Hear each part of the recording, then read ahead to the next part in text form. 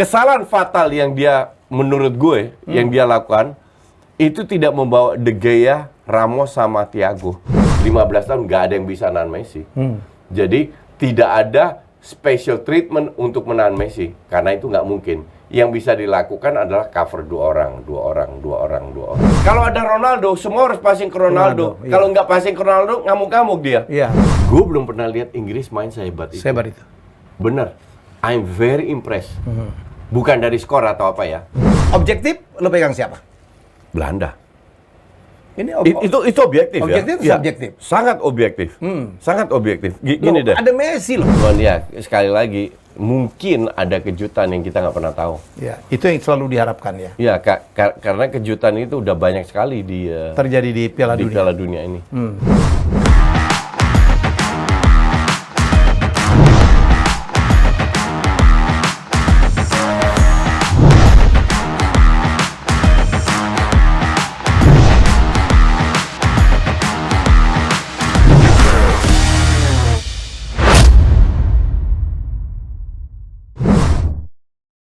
Ya, 8 negara sudah bertahan masuk ke quarter final Piala Dunia Qatar tahun 2022. Keren-keren dan banyak sekali big match ya. Jadi ya yang akan terjadi di babak quarter final. Selain bertajuk big match, ada juga partai klasik ya yang dimana nanti Belanda lawan Argentina. Ini depan gua ada Belanda. Jadi akan banyak yang bisa kita eksplor ya Coach. Ya, bener banget. Nah, ngomong-ngomong soal explore, kalian semua harus cobain Diplomat Evo nih. Diplomat Evo merupakan rokok mild yang dibuat dari cengkeh dan tembakau pilihan. Rasa cengkeh dan tembakaunya mantap banget. Diplomat Evo cocok banget untuk para perokok yang suka explore hal-hal baru. Apalagi kesan modern dari packagingnya. Nih, lihat nih packagingnya. Oke? Cocok banget buat anak-anak muda yang doyan explore. Jadi buat kamu yang nyari pengalaman merokok evolusioner, cocok banget kalau merokok Diplomat Evo. Dan buat kamu yang mau explore lebih lanjut, buruan follow dan pantengin Instagramnya di @euphoria.id. Diplomat Evo, sensasi merokok yang evolusioner. Oke, kita mulai sekarang. 8 besar, saya pikir yang kejutan itu cuma Maroko ya Coach.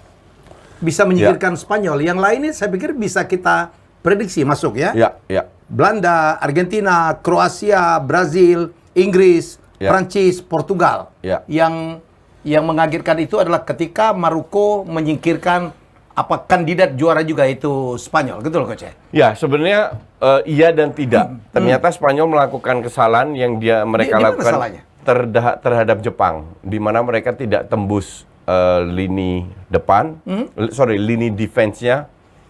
Terus lini defense-nya Jepang. Lini defense-nya Jepang nggak tembus, sekarang lini defense-nya Maroko nggak tembus. Jadi mereka tuh masalah banget dengan striker ya Coach. Mereka kalau gue bilang salah pilih Spanyol. Olmo, Asensio sama Torres itu mainnya jelek. Hanya match pertama mereka main bagus. Oke. Match kedua sama sekali nggak kelihatan diganti, Morata masuk cetak gol. Match ketiga Morata yang jadi starter sama Nico Williams. Dan kemarin kita lihat pada saat Morata masuk, Nico Williams masuk, itu lebih berkembang. Tapi still not enough. Nah, kalau dibilang Maroko lolos, pertama kali dalam sejarah. Jadi sesuatu banget buat Maroko. Tapi kalau kita murni menilai pemainnya, permainannya, di babak pertama 15 menit dua-dua hati-hati. 30 menit terakhir imbang, saling menyerang. Oke. Babak kedua, Maroko gone, selesai. Bertahan, sekali-sekali incer counter. Berharap adu penalti. Ya, bahkan dapat peluang besar. Extra time, tambah parkir bis lagi. Berharap adu penalti dan apa yang mereka harapkan, mereka dapatkan, yaitu lolos dengan adu penalti. Caranya kalau dalam turnamen nggak begitu penting. Tapi jangan dibilang kalau Maroko hebat, nggak juga. Cuman Spanyolnya lebih parah. I mean, kalau kita lihat shooting penalti, gawang itu kan gede.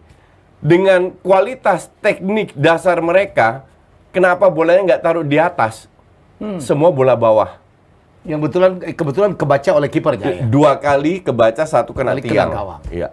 Katanya Luis Enrique udah melatih 1000 tendangan penalti ya, Coach? Iya, cuma di sisi penalti tetap masalah mental, masalah tekanan, masalah luck dan lain-lain. Jadi begitu Maroko bisa bertahan 120 menit, mereka punya persoalan psikologis ya? Ya, betul.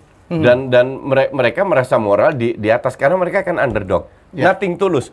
Asumsi Maroko kemarin kalah, nggak ada masalah. Nggak ada masalah. Udah melakukan perlawanan Ya, terbaik ya? betul. Nggak ada masalah. Kayak Jepang kalah adu penalti, nggak ada masalah. Spanyol yang kalah dihantam habis-habisan dan Luis Enrique baru tadi gue baca mundur. Padahal kemarin dia mengatakan tidak mau mundur. Ya, dalam 24 sampai 48 jam dia akan mengatakan mundur. I don't know if it's true or not. Bener atau enggak, tapi dia layak mundur. Kesalahan fatal yang dia menurut gue yang dia lakukan itu tidak membawa De Gea, Ramos sama Thiago. Justru pemain kayak Thiago Diperlukan. itu kemarin ketemu terutama lawan parkir bis itu diperlukan. Kenapa lebih kreatif ya? Lebih kreatif. Mereka nggak punya banyak pemain kreatif dan golnya lawan Jepang 2-2 itu kalau gue bilang itu 2-2 seandainya kipernya De Gea itu dapat. Jadi ya dia gambling dengan tidak membawa 3 pemain itu dan dia kalah. Termasuk Sergio Ramos. Termasuk Ramos. Walaupun Ramos sudah is a tua. leader. Still leader. Ya. Kita lihat Thiago Silva dengan Brasil. Ya. Kita lihat Pepe dengan 39 Portugal. tahun. 39 tahun. Ramos masih lebih muda dari Pepe. Ya. Masa iya nggak bisa main? Bohong besar. Dan kecuali kalau seandainya Spanyol punya kompetitor muda yang jauh lebih bagus. Kan Nggak ada faktanya jauh juga. enggak. Faktanya kan enggak. Ya. Jadi untuk gue ini blundernya Enrique udah tidak bawa 3 pemain itu. Di samping itu salah pasang pemain. Pemain yang nggak perform jangan dipasang, terutama pemain depan. Dia kenapa tidak mainkan Ansu Fati dari awal? Dia kenapa tidak pasang Morata dari awal? Dia kenapa tidak memberikan kesempatan kepada Sarabia dari awal atau Pino? Kenapa selalu Torres? Torres ini parahnya. Calon mantu, bro. Ya, that is the problem. Kontrol bola aja susah. Nggak usah ngelewatin. Ternyata ya. Suruh kontrol aja nggak bisa.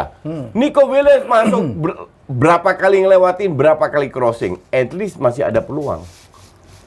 Dan kemarin yang benar-benar nggak mau sampai adu penalti itu Spanyol.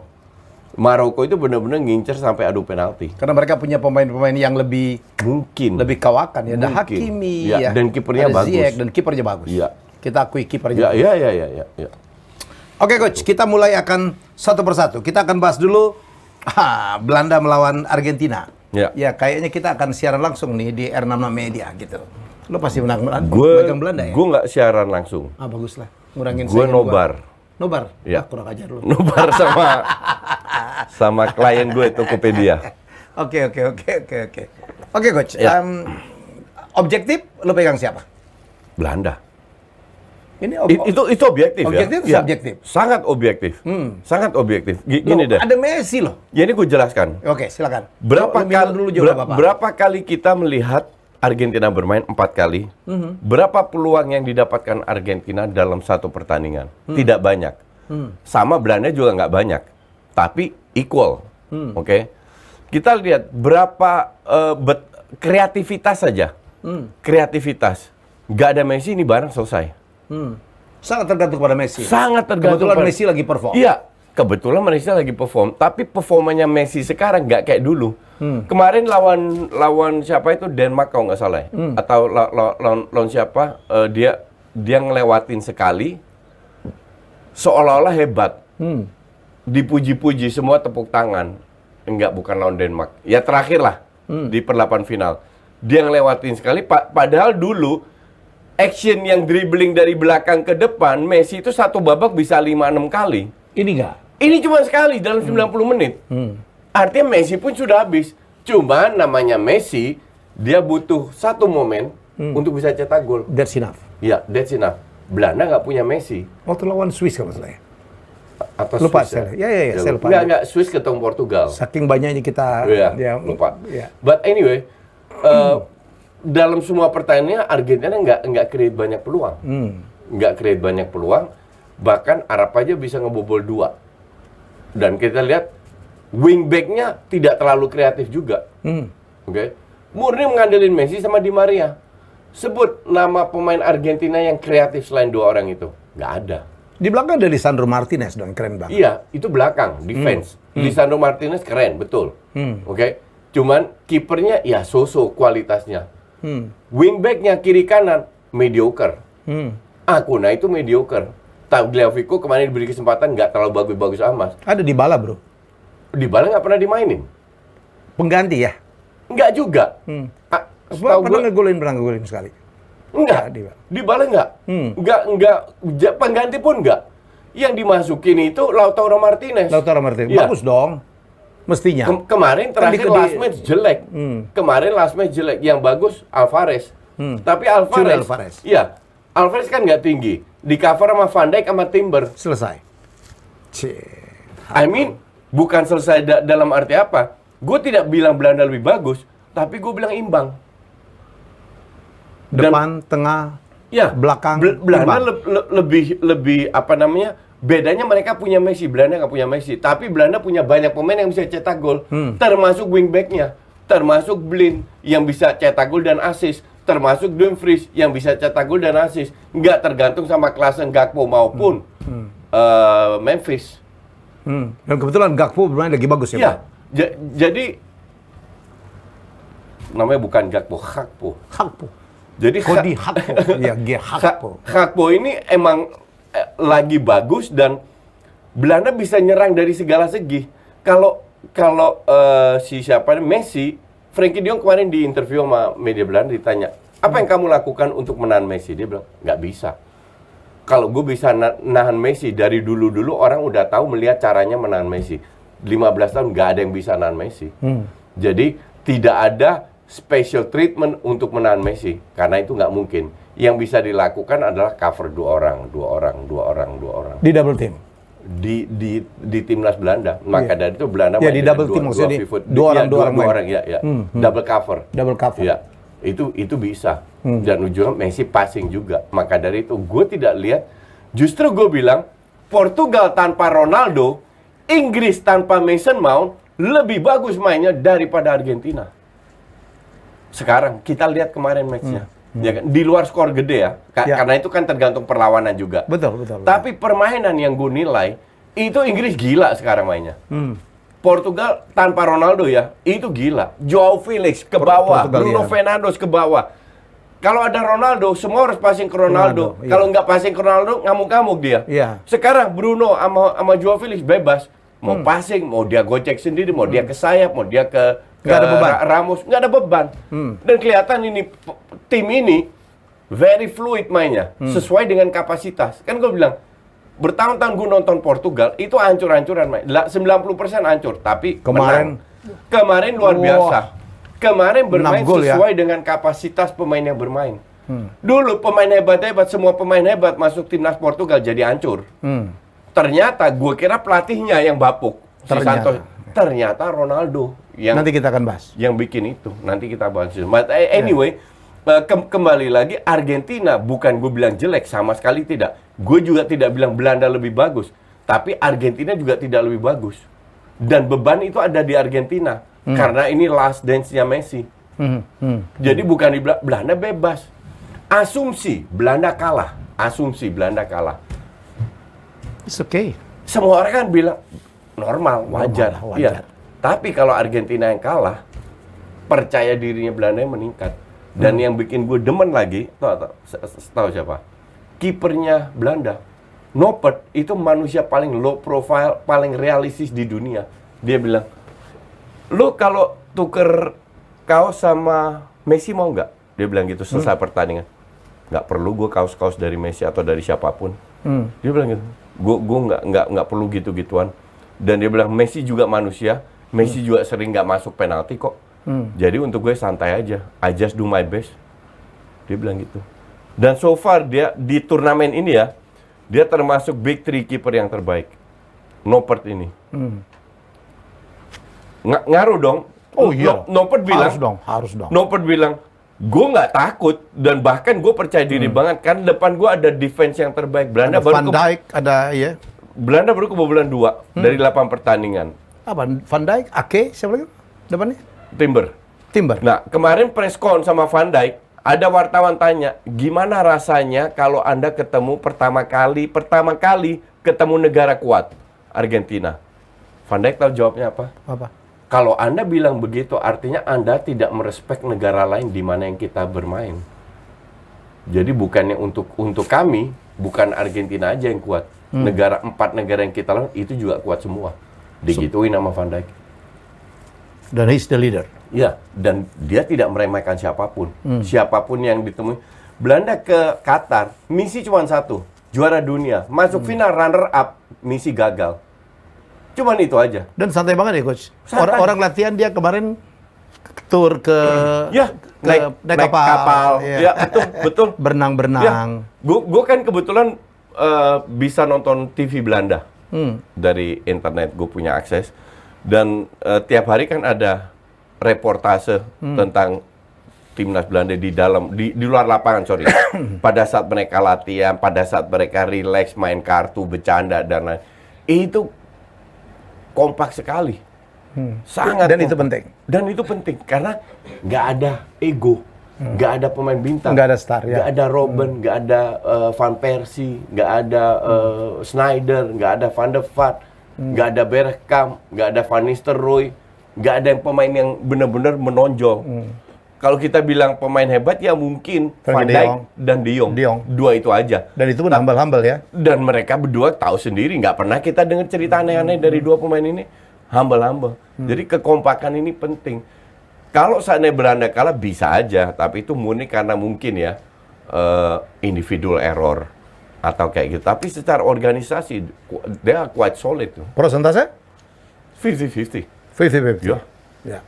Karena Argentina pun satu kekuatan yang Oh iya. dengan Messi ya, tidak bisa kita... Tapi kalau kita lihat Argentina sekarang dibanding 10-14 tahun yang lalu, jauh lebih bagus zaman dulu dibanding Argentina ini. Tapi dia di taruhan bola mereka the most favorite one. Ini soal kita bicara soal Ya. betting ya. Kita pernah bahas ya. Taruhan bola itu kan ada probabilitas, oke? Di group stage mereka prediksi Belanda sama Arab Qatar yang lolos. Senegal yang lolos, bukan Qatar. Qatar malah rank 4. Jadi gue pertanyakan seakurat apa prediksi lu dari komputer? Argentina atau terjungkal di game pertama ya Iya. dengan Arab Saudi. Kalah siapa yang bisa prediksi? Ya. Jadi untuk gue itu cuman pandit komputer aja itu. That's football. Oke. Kroasia, Brazil. Ya. Gue sih kalau seandainya Kroasia menang ya, seandainya ya, kan namanya sepak bola we never know kan. Ya. Gue traktir 1 R66 makan, gue traktir 1 jebret media makan, gue traktir 1 asumsi makan. Dengerin ya. Dengerin, gue kirim makanan ke sini, bukan Hokben atau KFC ya, makanan yang berkualitas gue kirim. Ini ada berapa staff di sini? 20 atau berapa? 40 enak aja. 40, gue bayarin semua 40. Siap, dengerin tuh. Dan bukan R66 aja, jebret sama asumsi gue bayarin semua. Itu karena endorse-nya gede banget dia. Karena gue tidak lihat Kroasia bisa menang lawan. Oh, kemarin kan mereka sempat jadi finalis dong ya? Ya, tapi ini tim udah, ini tim bener-bener kakek-kakek, parah banget. Ya. Wow. Kalau Korea menang Nah. lawan Brazil, ini dan lolos seperempat final, gua traktir tim. Jebret. Gua pernah jauhin. Ini yang lawan Korea kan? Iya. Korea kalah kan? Iya. Sekarang gue tantang lagi Kroasia. Jadi lo 2 kali kalau Kroasia menang, lo Gua 2 kali traktir. 2 kali ya? Ya, ini kan udah gue yang menang ini. Oh, lo menang nih? Iya. Oh. Kan gue bilang kalau Korea menang, kan Korea kalah. Oke. Ya kan? Nah sekarang ini kalau Kroasia, Oke. kalau Kroasia menang, makan gratis kalian semua. Siap. Pudingnya dari gue. Gitu karena gue lihat Kroasia ini parah banget. Mereka lolos dalam grup yang ancur-ancuran. Sama Maroko juga kan. Ya kita lihat Maroko mainnya gimana. 75% bertahan parkir bis. Bertahan tapi lama-lama mundur ke belakang semua. Oke. Dan Kroasia ini parah. Ini peluang Jepang untuk lolos harusnya menang Sebenarnya lawan Kroasia. Saya juga pernah Mereka itu 11-12. Tim Iya. kolang-kaling dua-dua. Nggak beda jauh. Cuman speednya lebih kuat Jepang dan itu tidak dimanfaatkan sama Jepang. Karena pada saat Jepang bola sering bingung. Jepang bagusnya kayak ketemu Jerman, Spanyol, counter. Ketemu Ada Costa speed, Rica yang mundur, kebobolan. Mereka nggak punya kreativitas. Makanya Kroasia mereka nyerang. Tapi ya gitu-gitu aja. Kurang kreatif. Nggak punya kreativitas, bukan kreatif, bukan kurang kreatif, memang nggak punya. Itu lawan Spanyol lolos kan berkat 1,88 mm bola masuk. Kalau 2 mm ke kiri aja bola udah out. Ya kan? Dan tidak jadi menang. But Ya. that's football, nggak ada Ya. masalah. Itulah indahnya sepak bola, nggak bisa diprediksi. Tapi jangan bilang ini tim hebat gitu loh. Dan Brazil memang, apalagi Neymar ternyata bisa main ya coach. Bisa main dan Bagus. Brasil definitely bisa dikalahkan. Argentina pernah ngalahin kok, ya kan? Tahun lalu di Copa. Tapi intinya adalah yang ngalahin Brasil bukan Kroasia. Makanya gue bersedia traktir semua kalau Kroasia lolos. Catat tuh ya. Semua jadi saksi. Langsung. Ya. Mainnya hari apa itu? Hari Minggu kali ya? Enggak, jam 10. Jam 10. Jam Besok. 10 Jumat kan? Jumat. Jam 10 hari Senin semua. Traktir semua. Jangan sampai gua udah berangkat lo baru traktir coach. Gua harus ikut tuh gua tanggal abadikan. 18 ya? Ya gua tanggal 18 baru out. Tapi Brazil sekarang lagi bagus banget mainnya. Oh iya, lagi Pemain bagus. gila individu-individunya ya. Terutama individunya. Richarlison, Terutama individunya. Neymar, Ya. wah, Vinicius. Vini. Vini itu selama dia dalam dia kan berapa kali diganti. Itu nyaris nggak kelihatan. Ya. Nggak ada action atau. Tapi selalu cetak gol, selalu kasih assist, Ya. selalu apa. Jadi itu kontribusinya pemain Brasil. Dalam arti individunya luar biasa. Tapi kalau dari sisi permainan dia biasa aja, dia nggak perlu main bagus juga. I mean tidak se-skillful kayak dulu, cuman karena kualitas semua negara menurun, jadi seolah-olah Brasil ini menonjol. Brasil sekarang dibanding zamannya Ronaldinho dan lain-lain, ya jauh. Ronaldo gendut, Ronaldinho, Kakak, Roberto Jauh, ya. Carlos, ya jauh, lebih bagus sana. Tapi karena yang lain nggak bagus, seolah-olah tim yang lumayan ini kelihatan bagus. Tapi kita sepakat ya, Brazil itu secara individu Oh, iya. semuanya di atas rata-rata. Masalahnya Ya, adalah chemistry ya. Ya, masalahnya chemistry. Dan pada saat lawan Korea 4-0, Gila. ya Korea main terlalu naif kalau gue bilang. Dari detik awal mereka udah terbuka sampai menit 90. Pada saat 4-0, Brazil udah mulai egois. Pengen cetak gol semua. Tapi bahkan di babak kedua itu Korea cetak 1 gol kan, Brasil Kebobolan 0. dia. Karena nggak dianggap serius. Oke. Mendadak ada pemain yang dibully di timnya, Fred gitu menjadi, wih, oh gila, meliuk-meliuk dia. Fred lawan Korea kelihatan hebat. Kurang ajar lah. Padahal it's just Fred. Is Fred. Tapi itu pemain itu kadang-kadang angin-anginan coach, kadang bagus banget, kadang enggak. Betul, Kadang-kadang dia angin-anginan. jadi penyelamat, kadang-kadang dia pembuat malapetaka. Jadi bencana ya, betul. Tapi betul. Ten Hag itu kan manfaat dia. Jadi kalau udah mati angin itu buntu Iya. masukin aja dia. Iya, gitu. betul. Siapa tahu berharap Ya, ada jadi super sub ya oke, benar. Iya. Tapi jangan di pemain utama lah. Oke. Baik. Ini benar-benar break match. Berikutnya Inggris melawan Prancis. Wow, saya bilang ini Iya. final kebagian nih coach. Ya betul, setuju. Inggris itu gue masih ingat itu dari zaman gue di TV One, which is berapa tahun 2007 sampai 2014. Let's say 2009 2010 lah. Gue selalu bilang Inggris ini tim semut yang digajahkan. Oke? Dulu Gue selalu ya? bilang itu ya. Iya. Dulu bahkan sampai grup stage. Tapi kemarin gue nonton. Terakhir Inggris ketemu siapa? I don't even know Inggris ketemu siapa. Yang perlapan final lah. Itu ketemu Ghana ya atau Senegal, tim Afrika lah. Senegal kali. Yes. Ya benar ketemu Senegal karena mereka runner up di grupnya Belanda. Ketemu Senegal. Gue belum pernah lihat Inggris main sehebat itu. Sehebat itu. Bener. I'm very impressed. Bukan dari skor atau apa ya. Tapi I'm very impressed dengan namanya Bellingham. Ya. Dengan namanya Jude Bellingham, Declan Rice yang bisa jadi tandemnya Bellingham. Dengan namanya Phil Foden, dengan visinya yang dia belajar dari Pep yang tidak egois, dengan Harry Kane, dengan Bukayo Saka. Harry Kane yang sering Bukayo turun Saka ke keren bawah. banget ya. Bukayo Saka, all players, Grealish juga keren banget ini. all all players itu luar biasa Termasuk Inggris Maguire kemarin. dong ya. Termasuk Maguire. Yang tiba-tiba Iya. selalu bagus di Iya. timnas. Jadi akhirnya si pintu selatan ini paham bahwa timnas Inggris nggak boleh pakai Mason Mason Mount Mount. Dan dia dikritik tuh Southgate ya. sama Sterling. Dan akhirnya pakemnya ini udah bener. Kualitas pemain, karena kalau lu pasang winger Grealish dari awal, menurut gue ya, Iya. sama Rashford atau apa, mereka kan lebih ke skill. Jadi kalau mereka lawannya nggak bagus, pasang mereka oke.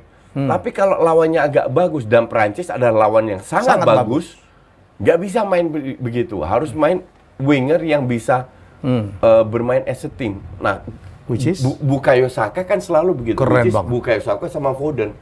Foden sama di City sama Arsenal diajarin tidak untuk ngegocek ngelewatin lawan, tapi diajarin untuk mengancam, buka ruangan dan memberikan end passing. Kalau bisa cetak gol, kalau nggak bisa that's okay.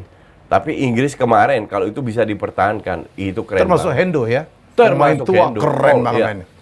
Dan semua punya peran, bukan hanya Bellingham, walaupun Bellingham outstanding performanya kemarin, tapi semua keren. Itu gue bener-bener kayaknya gue pertama kali lihat Inggris main Demikian impresif.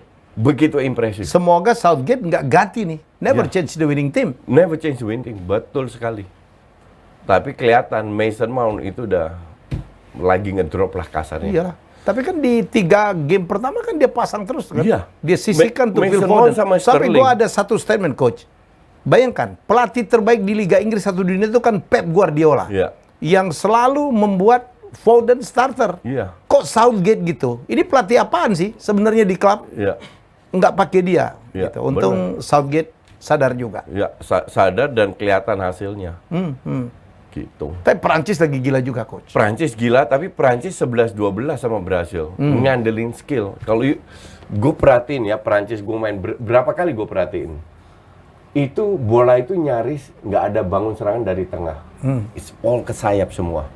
Mbappe, Dembele, Dan Dembele main lagi gila ya. si Theo Hernandez, Theo Hernandez. ngedukung Di tengah jalan Olivier Giroud lagi gila. Giroud lagi. Jadi Wey. serangan itu lebih dalam arti serangan mereka itu sebenarnya predictable, bisa dibaca. Tengah nggak tahu terlalu taruh banyak pemain, tapi cover ke samping dengan double cover, oke? Ke Dembele atau Mbappe. Cuman pertanyaannya kan adalah ya kalau Dembele sama Mbappe lagi menggila, lawan Siapapun ya. siapapun, lawan tim Avenger FC aja mereka bisa cetak gol. Tapi kemarin coach, kita lihat Griezmann ya. Ya. Apa Olivier Giroud Ya. yang orang pikir udah turun nih. Lagi gila-gila. Orang malah bilang, "Oh, untung Ya, nggak Benzema tuh." Iya Giroud itu dapat satu peluang langsung gol. Ya. Padahal nggak kelihatan juga dalam satu pertandingan. But that's okay. Ya. Itu tujuan striker. Lu harus bisa cetak gol. Atau kalau nggak, tim lu harus bisa cetak gol dengan lu punya kontribusi di situ. Tapi memang ini dua strategi yang berbeda. Inggris lebih kolektif. Prancis lebih ngandelin individu. skill. Lebih individu. Kalau gue dipilih, gue selalu pilih kolektivitas. Always. Always. Contoh paling bagus ya 2014 Jerman lawan Brazil. Kolektivitas lawan individu. Individu dihajar Dihajar habis-habisan. Dan gue bilang Inggris, kalau yang jadi pertanyaan kan adalah bisa nggak mereka main konsisten? Seperti di quarter final. Ya. Seperti nggak- 16 besar, ya? Seperti 16 besar. Bisa nggak di quarter final ketemu Prancis mereka konsisten? Kalau mereka bisa konsisten, ini 50-50. Nggak ada yang bisa bilang siapa yang menang. Tapi kalau mereka mainnya kayak lawan Wales, kayak lawan Amerika, wah itu amburadul. Itu mereka Itu disumpahin amburadul itu. habis-habisan. Iya. Kalau main ke Amerika, Oh, bisa draw lawan Iya. Amerika ya. Amerika Nggak harusnya masuk menang akal. itu. Iya. Itu diinjak-injak. Jadi kembali lagi dan Konsistensi ya. ya kalau gue jadi Southgate seperti yang Anda tadi katakan, Never change. pertahankan tim ini karena tim ini percaya dirinya udah meningkat, pemain-pemain yang bermain di 11 starter 11 ini. Tapi coach milih siapa? Inggris atau Prancis? Gue I really don't care. gue bener-bener I want to enjoy the game. Siapapun menang berhak ya. Ya, gue nggak enjoy nonton Maroko karena mereka bener-bener pengen lolos dan gue nggak salahkan Maroko ya. Tapi sebagai pemain penonton netral nggak enjoy karena mayoritas Spanyol nggak sanggup, Maroko nggak mau untuk menyerang. Atau kayak lawan Jepang lah. Jepang lawan Spanyol cetak gol unggul 2-1 parkir bis. Kan kita sebagai penonton nggak enak. Nah, gue yakin Prancis maupun Inggris nggak akan parkir bis. Tidak mau karena mereka yakin dengan kapasitas mereka, which is good, which is untuk gue penonton netral dan mayoritas penonton yang akan nonton match itu adalah penonton netral yang enjoy the game. Yang enjoy the game. Jadi siapapun I don't care karena pada saat target Anda adalah juara dunia, ketemu siapapun I don't care. Tapi kita lihat ya, kalau individu Mbappe lagi gila ya coach. Mbappe 5 gila. Gol. Wah gila gol-golnya. Mbappe gila memang. Mbappe kalau secara speed itu sulit untuk dibendung ya. Maka dari itu gue bilang main dengan, kan Inggris main dengan 4-2-3-1 dengan dua pivot. Ini tengahnya agak kosongin untuk DM. Jadi biar center back satunya cover kiri, satunya cover kanan. Jadi double cover untuk bolanya ke arah mana. Karena kalau bola di kiri, center back-nya sama DM kan bisa di tengah. Ya kan? Atau bahkan center back-nya bisa geser lagi, back kirinya bisa geser lagi ke tengah. Yang penting bola di mana kiri atau kanan harus double cover. Kalau nggak berat. Karena mereka punya Giroud yang bagus dengan bola atas. Mereka punya Mbappe yang ibarat 1/100 peluang bisa cetak gol. Tembaknya itu keras banget ya, dan akurat ya. Dan akurat. Bukan hanya keras, ya. Push gitu. Bener-bener keras, akurat. Ya ini memang kualitas Mbappe sama speed, sama skill. Tapi ya Mbappe juga manusia. Nggak bisa main bagus terus. Pasti ada menurunnya. Tergantung Inggris bisa memanfaatkan atau enggak. Kalau Bellingham on fire kayak kemarin di perlapan final, itu gila juga. Itu ya. Itu gila itu Rashford Bellingham. juga kalau lagi gila ya. Kalau Rashford lagi gila, iya, betul. Iya, makanya kita nggak bisa nggak bisa tebak siapa yang juara, siapa yang menang. Coach kemarin Varane keren ya, sebagai back dan senior gitu, keren banget. Padahal kemarin dia sempat diragukan untuk bermain di Piala Dunia ya. Varane kan karena beruntungnya Prancis, mereka lagi dikaruniai oleh generasi yang muda, beberapa pemain senior dan lumayan bagus semua. Jadi kalau kiper nggak usah lah diomongin ya. Hugo Lloris, one of the best. Untuk gue sih enggak, tapi not bad lah. Di kiper bukan kiper jelek lah. Cuman mereka punya kualitas starter dan pelapisnya itu bagus, hampir semua lah bagus. Jadi ya ini akan jadi match seru. Oke, saya setuju. Jadi nggak usah saya sih milih Prancis tetap ya. Walaupun saya penggemar Liga Inggris, bukan Liga Prancis, tapi as a team dari awal saya memfavoritkan. Tapi belum tuh juara loh. Karena saya suka aja dengan gaya bermain. Nggak, karena Belanda juaranya. Iyalah. Oke, Maroko Portugal, udah pastilah Portugal ya. Pasti sih enggak. Maroko itu defense-nya bagus loh. Kalau seandainya mereka bertahan kayak lawan Spanyol, itu bisa sampai extra time dan adu penalti lagi. Tergantung juga Ronaldo diturunkan atau tidak ya? Iya, betul. Saya pikir peluangnya lebih besar kalau Ronaldo tidak bermain. Oh iya. Kalau Ronaldo nggak diturunkan, peluangnya akan lebih besar. Tapi lawannya itu juga different level. Bukan lawan terakhir. Mereka ketemu Swiss ya. Bukan level Swiss. Maroko defense-nya itu jauh lebih bagus daripada Swiss. Dan mereka bermain lebih fanatik, lebih solid as a team. Ya, betul, as a team. Dan nothing tulus juga. Kalau mereka nggak lolos ya, that's okay. Everybody tetap happy. Pertama kali dalam sejarah masuk perempat final. Apalagi saya pikir penonton Qatar pasti bela Maroko ya. Oh iya. Karena ada semangat Asia Afrikanya, Islamnya. Dan karena Ronaldo nggak ikut juga. Nih, cetak sejarah 8 besar. Luar biasa ya. Ya, caranya gimana ya terserah. Intinya kan Maroko itu kan pemain juga berapa kita kenal, tapi kan mayoritas nggak kenal kita, ngerti nggak? Jadi dengan cara parkir bis penalti lu lolos ya, they have the right. Berdasarkan penalti mereka layak lolos. Tapi kita tahu lah Portugal pasti lebih diunggulkan. Harusnya sih Portugal. Apalagi Portugal tanpa Ronaldo. harusnya Portugal. Kalau mereka tidak merubah tim ya, seperti Ya. mereka bermain di 16 besar, Ya, mengalahkan betul. Swiss, definitely saya pikir Portugal berpeluang lebih besar ya, Coach. Jauh lebih besar, betul.